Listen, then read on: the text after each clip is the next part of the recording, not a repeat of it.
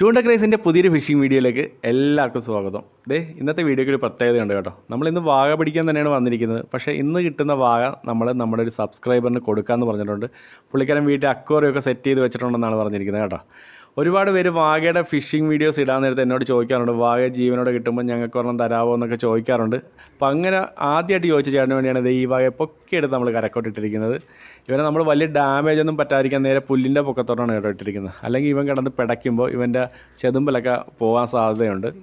അപ്പോൾ ഇവന് കണ്ടിട്ട് വലിയ ഡാമേജ് ഒന്നും ഇല്ല കേട്ടോ. ഇവൻ്റെ ഹുക്കൊക്കെ പുറത്താണ് കയറിയിരിക്കുന്നത്, കണ്ണിലോട്ടൊന്നും കയറിയിട്ടില്ല. സാധാരണ കണ്ണിലോട്ടൊക്കെ കയറി കഴിഞ്ഞാൽ കൊണ്ടുപോയി ഇട്ട് കഴിഞ്ഞാൽ ഇവൻ തീറ്റയൊക്കെ എടുക്കാൻ ഭയങ്കര താമസമാണ്. അപ്പോൾ ഇവന് വലിയ ഡാമേജ് ഒന്നുമില്ല. അത് മാത്രമല്ല, അക്വേറിയത്തിലൊക്കെ ഇടാൻ പറ്റിയ കറക്റ്റ് സൈസാണ് കേട്ടോ. ഈ ലൂറിലാണ് കേട്ടോ നമുക്ക് ഇവനെ കിട്ടിയിരിക്കുന്നത്. എനിക്ക് ഏറ്റവും കൂടുതൽ വാക കിട്ടിയിരിക്കുന്ന ലൂറാണിത്. അപ്പോൾ നമ്മളിവൻ്റെ ഹുക്കൊക്കെ റിമൂവ് ചെയ്ത് നമ്മളിവനെ പുള്ളിക്കാരന് കൊടുക്കും.